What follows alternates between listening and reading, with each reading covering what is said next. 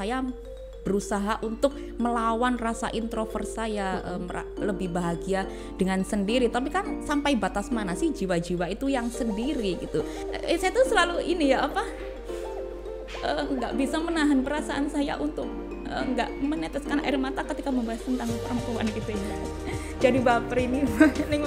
Saya kemarin mengikuti ini kasusnya Widya itu, dan kenapa sih kok dia itu sampai bunuh diri di samping makamnya ayahnya, padahal kan dia itu terkenalnya dia aktivis yang juga ini menyuarakan hak-hak perempuan gitu. Kenapa dia sendiri sampai terjebak terhadap apa yang dia perjuangkan gitu kan.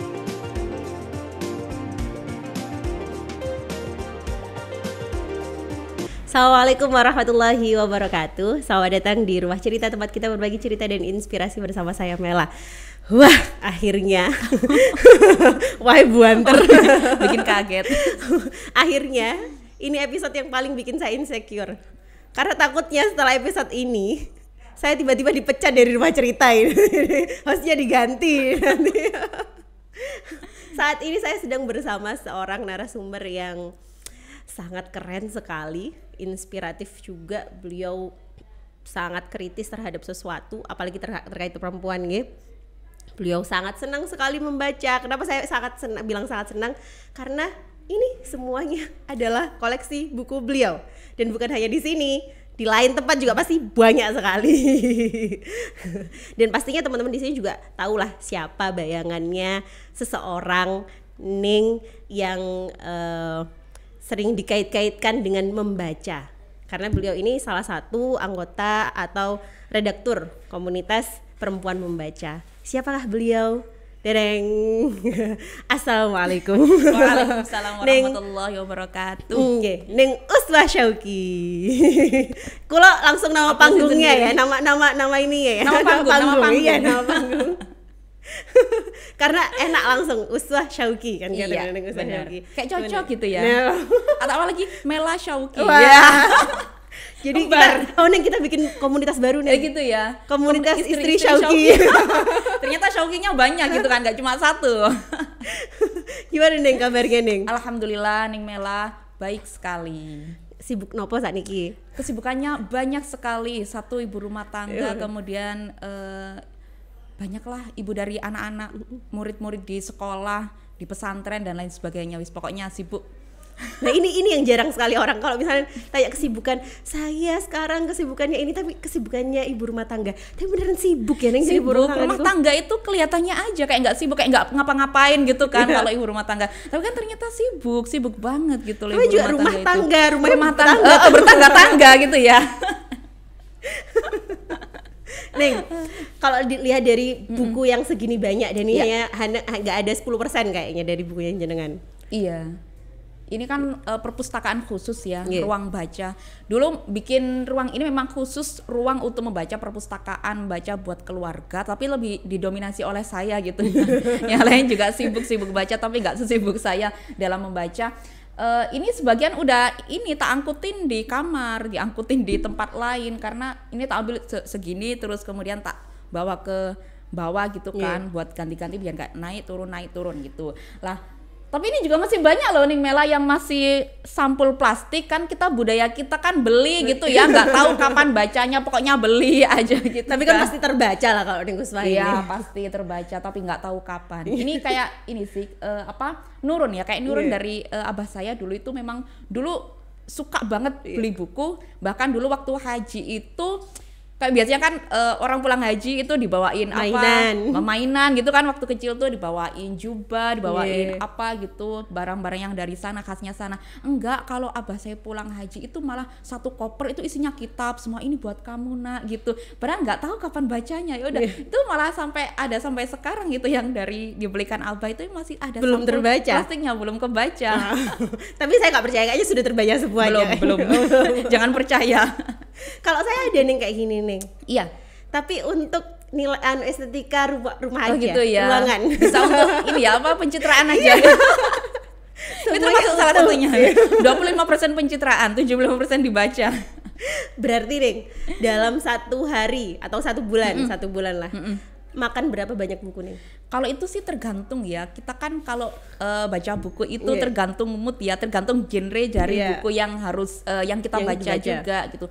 Kalau misalkan itu genrenya apa yang ringan, yang tulisannya yang kocak, penulisnya juga lucu, itu kadang sekali duduk udah terbaca semuanya. Satu buku itu 100 halaman itu sekali duduk. Nggak sampai setengah jam itu sudah selesai semua gitu loh. Itu tergantung genrenya. Kalau misalnya genre yang berat-berat gitu kayak genre apa ya, novel-novel pembunuhan gitu. Nah itu kan butuh waktu mikir yang banyak, terus kayak buku-buku filsafat itu aduh itu capek ngeluh, itu nggak cukup sehari 2 kali, harus disambi ngopi, disambi cemilan, dan disambi segala macam gitu. Kalau buku kuliah juga terbaca berarti nih? Buku kuliah tuh kayaknya lebih males ya buku kuliah. Saya tuh utuh sampai lulus itu gitu, ya. Mela sampai teman saya gini, Mela itu sangat penjaga loh buku itu, tidak ada yang terlibat soalnya nggak pernah dibaca karena menjaga. Kan genre buku itu kan ada 2 ya, ada yang suka ini baca tapi suka dicoret-coret, ditekuk-tekuk, ada genre yang suka baca buku tapi itu juga masih utuh, masih nggak ada coretannya, haram lah pokoknya, nggak boleh dilipat-lipat, nggak boleh dicoret-coret, kayak gitu. Saya yang kedua nih, sama. Soalnya biar kalau itu belum dibaca tuh nggak ketahuan, jadi semuanya udah dibaca semua. Gitu ya? Saya menjaga buku gitu. Saya nggak suka buku terlipat gitu ya. Tapi dibaca kan? ada. Gitu ya. Siap. Tapi lebih banyak yang nggak dibaca. Terus Neng, saya mau tanya ini. Kita mau bahas yang serius dong, Neng. Siap. Itu dari tadi nggak serius. Jangan serius dong, aduh. Serius kan? Iya serius, siap. Ya siapa Anda? Neng, kalau sekarang itu kan Neng, maksudnya budaya kita dulu, budaya kita dulu ini kita mau ngomongin perempuan kan? Budaya kita dulu ini perempuan itu tidak dibiasakan atau mungkin kurang untuk bisa berpikir kritis terhadap sesuatu. Nah kalau saya lihat jenengan ini kan enggak nih. Kalau saya lihat nih, saya lihat dari sosmednya jenengan. Wah. Saya anak sosmed banget ini gitu ya. Padahal nggak tahu di sosmednya Mela apa. Terus dari kalau ngobrol kali jenengan itu semuanya jenengan itu adalah orang perempuan yang kritis terhadap banyak hal. Pola pikir yang seperti itu apakah dibentuk mulai kecil? Bisa nggak nih diceritakan bagaimana sih Ning Uswah itu dibesarkan? Gitu ya. Wah ini agak berat ini bahasnya, serius banget ini ya. Berat mana sama berat badan saya. Jadi kalau misalkan bertanya ya, Ning Mela bertanya bagaimana sih masa kecil saya, wah ini gimana ya menyampaikannya. Saya dulu itu justru anak yang introvert gitu loh, jadi nggak suka keramaian, kemudian nggak suka kerumunan, nggak suka ngumpul-ngumpul. Kalau anak muda kan zaman sekarang kan nongki kayak gitu ya, membahas apa, diskusi masalah apa. Justru saya tuh nggak suka banget yang seperti itu. Nah justru saya ingin nyaman dengan diri saya sendiri, makanya tuh saya berusaha untuk melawan rasa introvert saya, lebih bahagia dengan sendiri. Tapi kan sampai batas mana sih jiwa-jiwa itu yang sendiri gitu. Akhirnya saya memutuskan untuk melampiaskan kebahagiaan saya dengan sendiri. Kan nggak mungkin kalau diam-diam nggak ngapa-ngapain gitu kan, nggak mungkin. Akhirnya saya melamun, nggak mungkin nanti malah kerasukan nanti. Lah akhirnya saya tuh punya inisiatif untuk pertama membuat sosmed, kemudian chatting. Kalau zaman dulu ya mungkin tahun-tahun Ning Mela masih SD ya atau SMP ya, ini membuka tentang umurnya atau TK. Pada waktu-waktu itu kan sosmed itu masih Friendster, kemudian chatting itu masih MIRC gitu kan, Yahoo Messenger gitu.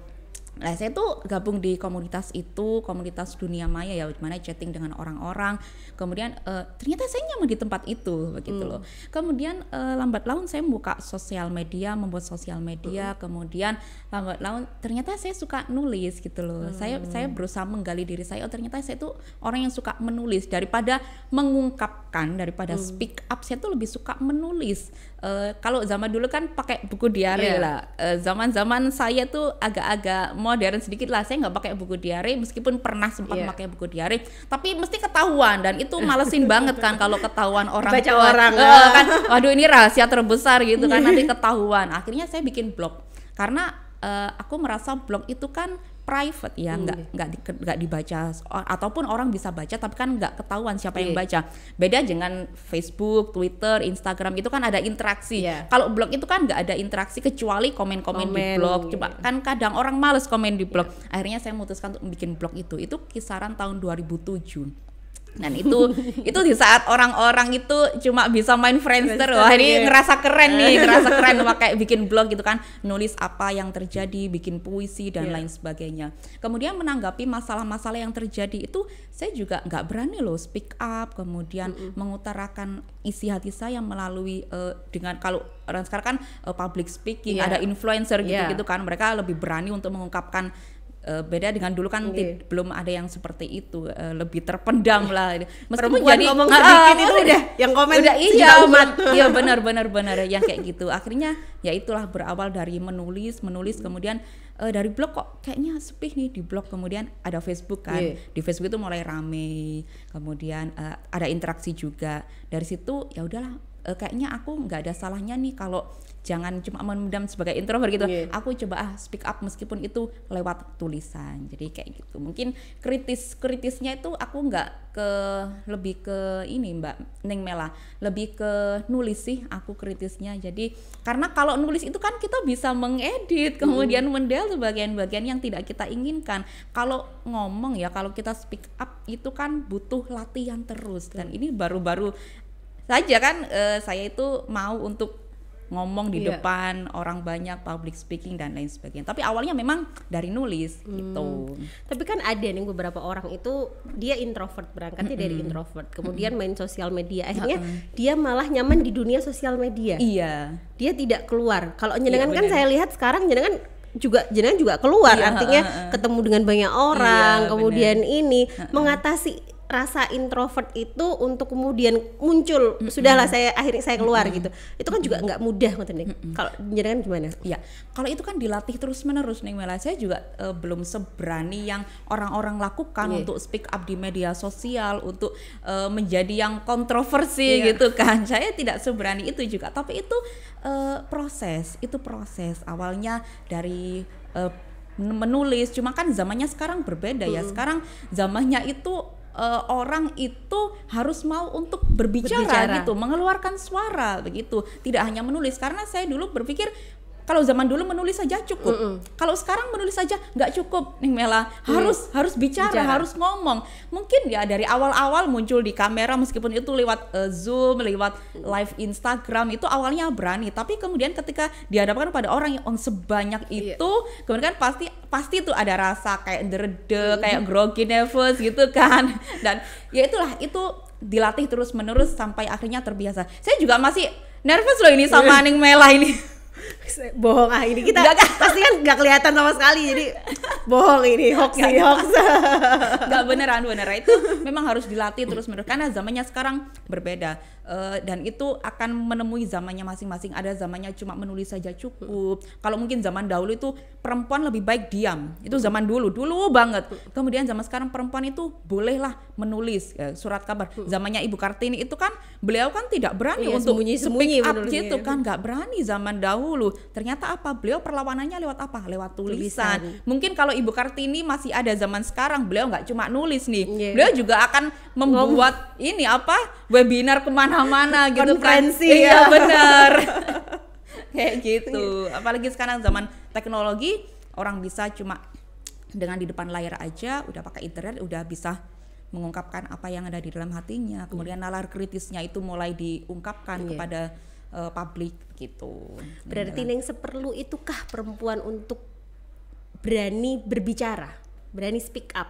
Iya, bukan seperlu itu, memang harus perlu banget perempuan itu berbicara gitu, karena perempuan itu masih banyak loh Ning Mela, perempuan itu yang cuma diam. Jadi begini kan, ada yang mengatakan bahwa cara perempuan mengetahui itu kan ada banyak. Ada perempuan itu yang diam, perempuan tahu kemudian diam. Ya udahlah, emang kayak gitu ilmunya. Kayak gini contohnya, saya kasih contoh realnya aja ya. Misalkan di dalam ini masuk ranah agama ini ya. Jadi ada suatu dalil yang ditafsirkan seperti ini. Perempuan itu, istri itu boleh dipukul oleh suami dalilnya ini. Iya. Lah itu kalau perempuan yang dengan kapasitasnya nalarnya masih yang tingkat yang diam, itu dia oh jadi begitu ya, kalau istri itu berarti nggak apa-apa suami mukul, suami nggak dosa karena dalilnya seperti itu lah. Itu kalau perempuan dalam fase dia diam. Kemudian ada fase di mana perempuan itu mulai berpikir, dia cuma begini, menyangkal hal itu. Ya gitu. Dia tahu dalilnya, di dalam suatu dalil dijelaskan, misalkan dia habis ikut ceramah gitu ya, kemudian dia diberikan dalil seperti itu, istri itu boleh dipukul oleh suami. Nah, kemudian dia sudah menangkap itu. Yang tadi kan diam. Yang sekarang dia menangkap, kemudian dia disebarkan kemana-mana. Dia bikin grup, misalkan dia dapat grup dari grup WA gitu kan. Dalilnya perempuan itu harus nurut sama suami. Kalau nggak nurut itu boleh sah dipukul gitu kan. Berarti kemudian dia menerima, oh berarti begitu ya, aku sebar ke teman-teman yang lain biar teman-teman yang lain tahu gitu. Ya dia share itu, dia bilang ke orang-orang, nggak apa-apa kalau istri itu nggak nganut, kamu harus nganut, kalau nggak nganut kamu dipukul sama suamimu. Dan itu nggak apa-apa dalam Islam lah, seperti itu. Itu tingkat perempuan yang seperti itu ya, yang tadi diam, kemudian ini ada pergerakan, tapi pergerakannya ke arah meneruskan itu tadi ya, yang tidak lurus. Iya. Kemudian ada lagi yang prosedural. Ada saatnya perempuan itu menerima berita itu, kemudian tidak menelan mentah-mentah. Kayak contohnya tadi ya, contohnya tadi sama. Ada dalil yang mengatakan bahwa istri boleh dipukul oleh suami. Itu nalar berpikirnya mulai bergejolak itu. Masa sih istri itu boleh dipukul suaminya kalau istri itu nggak taat? Nggak taatnya dalam hal apa ya? Itu dia mulai mencari, tapi masih dalam tahap itu. Dia masih mencari ilmu lagi, apa benar sih, padahal dalam Islam itu kan kekerasan itu tidak boleh, katanya Islam agama yang damai. Kok ini malah suami mukul istri kok boleh lah begitu. Kemudian ada tahapnya lagi, ada saatnya perempuan dia mendapatkan ilmu yang seperti itu, dia mendapatkan berita yang seperti itu, dia tidak hanya menerima tapi dia mencari perbandingan pendapat-pendapat dari ulama lain. Dia mengorek terus itu, masa sih perempuan atau istri itu boleh dipukul sama suaminya? Kemudian mencari, dia tanya ke ustadz yang ada di masjid ini. Kemudian ustadz, apa benar sih kalau istri nggak manut itu nanti boleh dipukul sama suaminya? Kalau misalkan perintah suaminya itu perintah untuk kamu nggak usah sholat, kamu nggak usah pakai hijab begitu, apakah kita nggak nurut kemudian kita dipukul lah? Itu ada saatnya perempuan itu berpikir seperti itu. Nah, yang tahap yang ketiga tadi, perempuan menerima, kemudian dia mulai mencari perbandingan, kemudian dia mulai untuk mengorek-ngorek berita, dan yang keempat ini tadi dia mencari perbandingan tadi. Nah, itu sudah mulai nalar berpikir kritisnya itu sudah mulai ada di dalam diri perempuan. Kemudian ada selanjutnya, perempuan itu ada saatnya dia itu menerima pengetahuan, kemudian dia itu subjektif, dia nggak percaya yang itu, nggak bener ini. Nah begitu, ini secara nalar aja nggak masuk akal gitu loh. Istri pemukulan kita nggak perlu pakai agama ya, kita nggak perlu pakai agama, nggak perlu pakai dalil. Pemukulan itu sudah hal yang buruk. Ya contohnya gini, kayak mencuri, kita butuh dalil nggak sih kalau itu adalah hal yang jelek, hal yang dosa gitu kan? Nah ada saatnya perempuan itu seperti itu. Kemudian ada saatnya lagi yang lebih naik lagi levelnya. Perempuan itu ketika dia menerima suatu berita, kemudian dia tidak hanya menerima, tidak hanya membandingkan, tidak hanya mengorek-ngorek berita lagi, apakah benar, apakah ini hoax atau tidak, apakah ini benar Islam itu seperti ini. Lah pada saat yang seperti ini, perempuan mulai berpikir untuk speak up, untuk mencari pembenaran yang itu membuat berita ini adalah sesuatu hal yang memang digali kebenarannya. Kayak contohnya itu lagi saya pakai lagi. Apakah benar sih istri itu boleh dipukul oleh suami? Lah, ternyata dia menggali, oh ternyata tidak boleh istri itu dipukul oleh suami. Loh, ternyata tapi di hadisnya di dalil Al-Qur'annya seperti itu. Loh, itu kan dalilnya seperti itu. Tapi kan konteksnya kita kalau melihat tafsir itu sangat berbeda jauh. Kata wadribuhun gitu kan, kalau dalilnya di dalam Al-Qur'an itu seperti pukullah istrimu. Padahal wadribuhun itu artinya tidak hanya memukul. Bahasa Arab itu kan kosakatanya luas sekali ya, tidak hanya diartikan terjemahnya ini. Kalau terjemah itu kan tidak bisa diartikan letterlock subjektif ya. Kalau terjemah itu masih subjektif, tetapi kebenaran itu tetap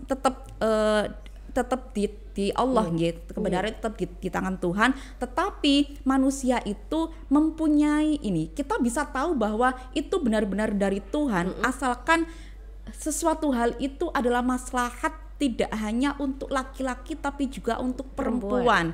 Karena apa? Karena perempuan itu juga manusia. Sama kalau orang-orang sebagian kan ini ya menganggap bahwa perempuan itu orang nomor 2 setelah laki-laki. Perempuan itu adalah intinya mensubordinatkan perempuan kan, menganggap perempuan itu di bawahnya laki-laki. Kekuatan itu ada di laki-laki, sedangkan kelemahan itu ada di perempuan. Wah, buktinya itu tadi ya, banyak sekali Al-Qur'an itu diterjemahkan yang seperti itu, saklek seperti itu. Padahal kan tafsirnya banyak. Wadribuhun itu tidak hanya memukul tapi juga mendiamkan. Lah ini saya yang setuju ini. Kalau kamu sedang ini marahan dengan istri kamu, diamkanlah dia, berikan dia waktu, wadribuhun, begitu kan. Kalau di dalam terjemahannya kan pukullah istrimu, tapi di tafsirnya itu malah apa?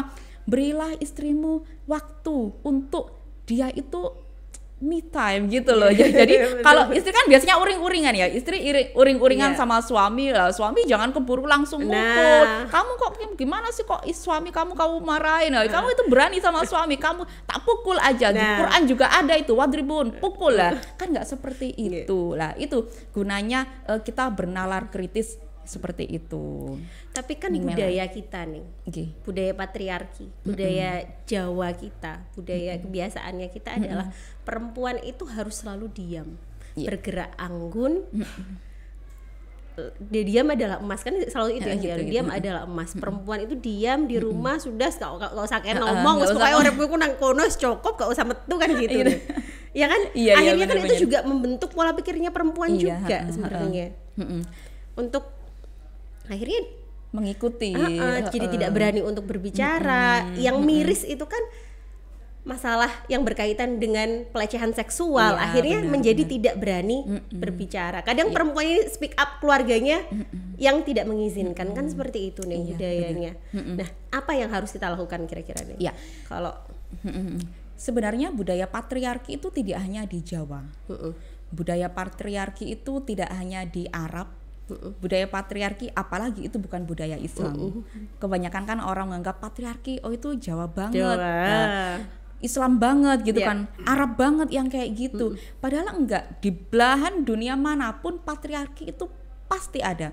Di Inggris itu kisaran tahun berapa itu ya, saya lupa. Itu masih ada loh, istri itu dijual sama suaminya, istri itu diwariskan. Nah, itu sudah masuk yang abad yang modern gitu loh. Tetapi di Inggris ternyata masih ada yang seperti itu. Nah, apalagi dulu itu ada budaya ini, orang yang sedang haid atau menstruasi itu diasingkan, itu kan, ditaruh di gubuk itu kan, dan itu nggak boleh untuk disambangi gitu kan, nggak boleh makan di piring yang sama, pokoknya dekat. Terus kalau kasih kasih makan itu kayak gini, kayak kasih makan ini kan burung gitu, kira-kira gitu kan, nggak boleh, itu kan ada batasnya itu kan, seperti itu. Kemudian ada juga budaya-budaya, dan itu sekali lagi itu bukan budaya yang Islam, bukan budayanya milik orang Islam, bukan budaya dari Islam seperti itu. Buktinya apa? Buktinya adalah di beberapa belahan dunia itu masih ada yang seperti itu, tidak hanya di Arab ya, di Mesir ada, di Inggris ada, kemudian di Amerika juga ada, kemudian di Arab sendiri juga ada. Kemudian Al-Qur'an itu turun dan itu mengikis semuanya. Tetapi Al-Qur'an itu kan luar biasa ya. Masya Allah, Al-Quran itu kalau kita membaca cuma dari terjemahannya, yang itu pun terjemahannya masih sangat subjektif, begitu kan, itu kita menganggapnya wah Al-Quran ini nggak adil. Apalagi dalam Al-Quran ada itu tadi pemukulan, ayat pemukulan terhadap Al-Quran istri, keras sekali. Dulu saya ayatnya pernah dengar itu gitu. Kemudian warisannya kok nggak adil gitu, perempuan dapat setengah, laki-laki dapat utuh, nggak adil inilah. Orang menganggapnya seperti itu. Padahal kemudian ada poligami yang itu dinas bahwa itu adalah anjuran dari Al-Qur'an. Enak anjuran jari ini. Kan manusia gitu kan, gitu ya. Pilihnya yang enak. Yang enak-enak dipilih ya. Yang enggak enak. Gitu. Padahal kan kalau kita menilik lebih jauh ya, ternyata poligami yang di dalam Al-Qur'an itu kan masna wa thulatha wa ruba, nikahilah kan 2, 3, 4. Padahal itu melupakan yang belakangnya, yang Ada ideal lanjutannya. moralnya Al-Qur'an itu apa? Fawahidatan gitu kan. Padahal itu intinya monogami, bukan poligami. Itu bukan ayat poligami, itu ayat monogami. Kenapa kok 2, 3, 4? Itu pembatasan. Zaman dahulu itu laki-laki menikahi perempuan itu tidak cukup 2, 3, 4, tetapi banyak sekali, puluhan gitu Sampai kan. ratusan juga Sampai ada kan ratusan. cerita Itu yang raja-raja. dinikah. Iya. Itu ada yang belum dinikah Nah. gitu kan. Kemudian budak-budak juga ini dikumpuli Iya. begitu kan. Itu satu ayat tentang poligami yang dikatakan bahwa itu adalah nas dari Al-Qur'an. Padahal kan kalau kita menilik lebih jauh itu ayat monogami Nah, kali, bukan ayat dengarkanlah poligami, wahai bapak-bapak. begitu. Itu ayat monogami bukan monogami. Lah, kemudian kenapa harus itu tadi ada batasan. Kan kalau kayak contohnya begini ya. Al-Qur'an itu Masya Allah, kalau misalkan ada anak kecil itu kan bawa pisau, ini perumpamaan aja ya, kita menganalogkan dengan anak kecil bawa pisau, kemudian kan kita sebagai orang tua kan tentu saja khawatir kan, khawatir, kemudian kalau kita marah langsung marah, kamu tuh jangan bawa pisau, gimana sih? Wah, ini cosplay jadi mama jadi. Kamu gimana sih kok bawa pisau sini? Nanti kena kamu itu. Apa nanti anak kecilnya? Dia nangis, langsung nangis gitu kan. Lah, Allah itu seperti itu. Jadi dulu itu budayanya seperti itu. Itu bukan budaya Islam itu budaya dulu sebelum Islam itu datang gitu kan. Kemudian dibatasi, sudahlah jangan ratusan, jangan puluhan, 2 atau 3, ya maksimal 4 lah gitu.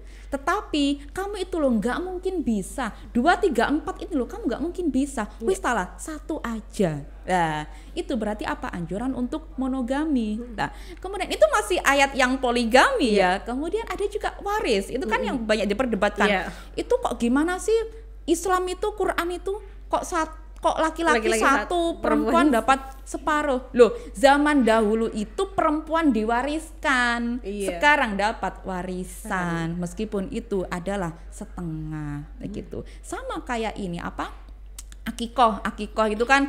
Kenapa sih kok laki-laki tuh 2, kambing 2, kok perempuan kok kambing 1 gitu kan. Padahal laki-laki juga nggak apa-apa sih kambing 1 gitu, atau dicicil boleh ya. Loh, zaman dahulu itu malah bayi perempuan ketika lahir itu kan langsung dibunuh. Langsung dikubur hidup-hidup. Itu zaman dahulu. Kemudian ketika Islam datang itu saya tuh selalu nggak bisa menahan perasaan saya untuk nggak meneteskan air mata ketika membahas tentang perempuan gitu ya. Jadi baper ini Ning Mela. Bener-bener keluarkan semuanya, keluarkan. Jadi baper ini Mela. Kita melihat zaman dahulu ya, perempuan lahir kemudian malu kan. Sahabat Umar saja dulu sempat kan melakukan hal itu. Perempuan lahir dibunuh gitu kan. Kemudian setelah dia besar disuruh melayani suami. Kemudian setelah dia menikah juga dia dipoligami dengan berbagi suami yang sebanyak itu. Tetapi ketika Al-Qur'an datang, ini kalau orang benar-benar mau menggali hikmah di dalam Al-Qur'an itu sempurna sekali ajaran Al-Qur'an. Itu menghempas semua ajaran-ajaran yang tidak adil yang dahulu datang sebelum Al-Qur'an. Makanya saya tuh kadang pingin nangis gitu kalau ada orang itu yang memakai kendaraan Al-Qur'an untuk memenuhi nafsunya. Dia mengatakan poligami itu ajaran Islam. Sudahlah, kamu warisan perempuan itu dapat setengah, itu kan berarti kamu itu di bawahnya laki-laki. Saya itu pingin gemes gitu loh. Gimana sih Ning Mela? Gemes banget yang seperti itu. Dan banyak hal lah yang seharusnya mereka itu menelik dari belakang, flashback sejarahnya itu bagaimana. Makanya jangan pernah melupakan sejarah, bagaimana Islam itu diturunkan, bagaimana Islam itu menjadi penyempurna ajaran agama-agama yang selanjutnya, kemudian bagaimana Islam itu menghapus ketidakadilan, bagaimana Al-Qur'an itu membuat semuanya itu menjadi sama, baik laki-laki maupun perempuan. Jadi begitu Ning Mela. Kalau ada orang yang masih melanggengkan budaya patriarki itu kan, halo, ayo di-upgrade lagi ilmunya. Makanya kita sebagai perempuan ini dong, jangan diam aja gitu loh. Ayo kita speak up, semakin banyak yang berbicara itu akan semakin kuat dalilnya gitu loh. Semakin banyak yang berbicara tentang ini, tentang keadilan untuk laki-laki dan perempuan, tentang gender dan sebagainya. Ini akan semakin kuat nanti orang nggak lagi berpikir bahwa ajaran Islam itu adalah ajarannya untuk yang ngenakno orang laki-laki, yang perempuan udahlah nganut aja sama laki-laki udah dijamin selamat. Enggak, sebenarnya enggak seperti itu sih, Ning Mela. Nah ini ironinya gini, ketika sekarang Islam itu sudah semakin nyaman, artinya sudah tidak seperti zamannya Rasulullah waktu berdakwah menyebarkan Islam itu. Tapi sekarang banyak terjadi perempuan-perempuan yang diperlakukan sama seperti dulu pada zaman jahiliyah. Itu kan ironinya saat ini.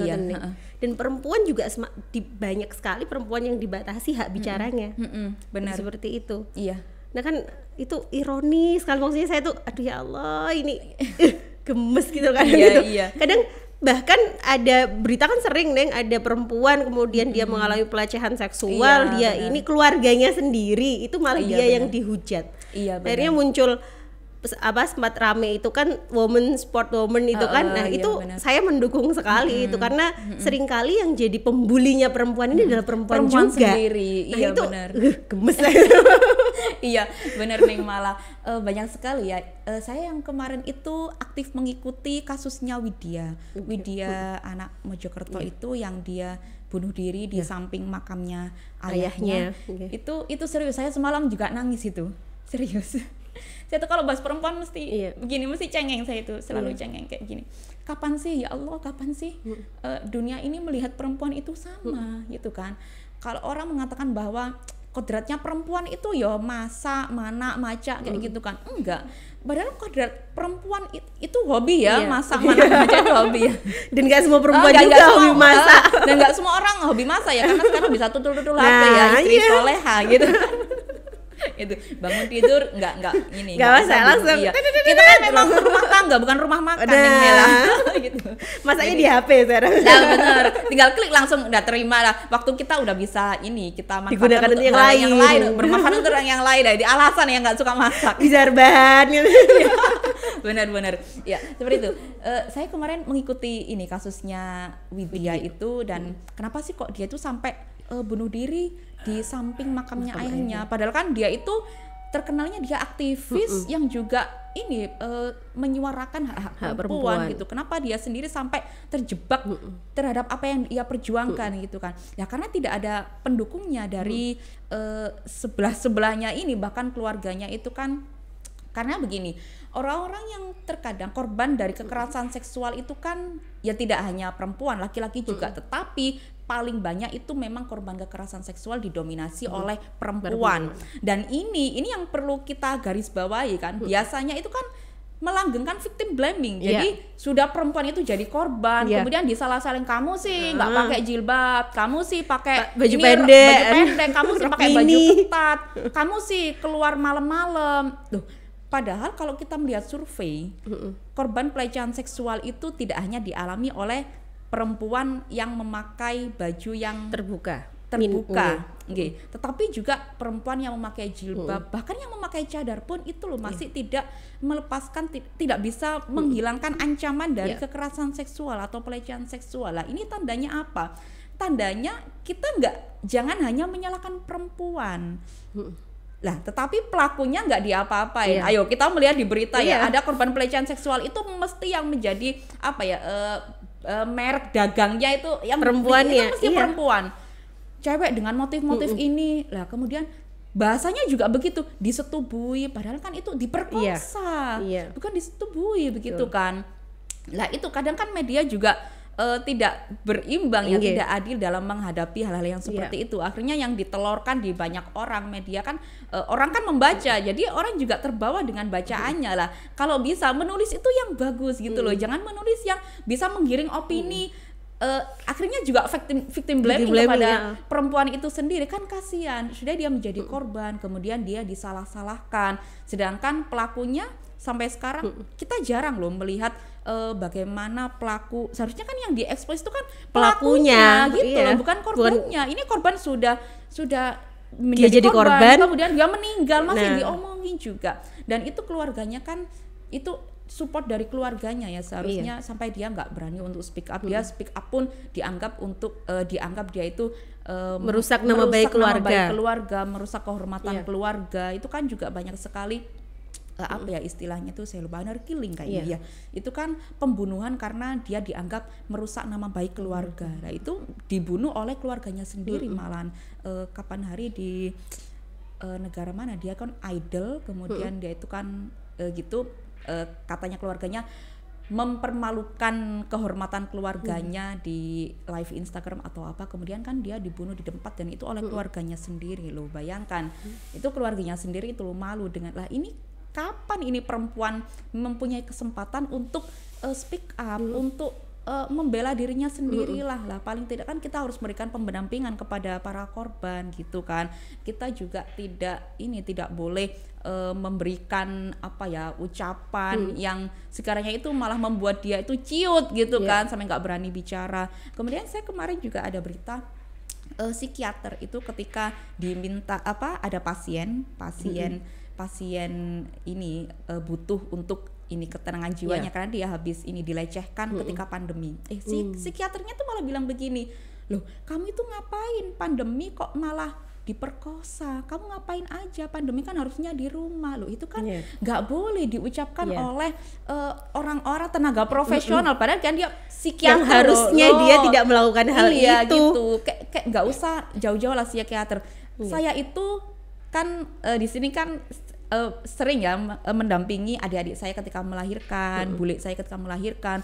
Lah di situ kan namanya orang melahirkan itu kan beda-beda ya. Ada, apalagi melahirkan normal itu kan ada proses pembukaan, dan itu kan dia itu teriak-teriak gitu kan, Ning Mela.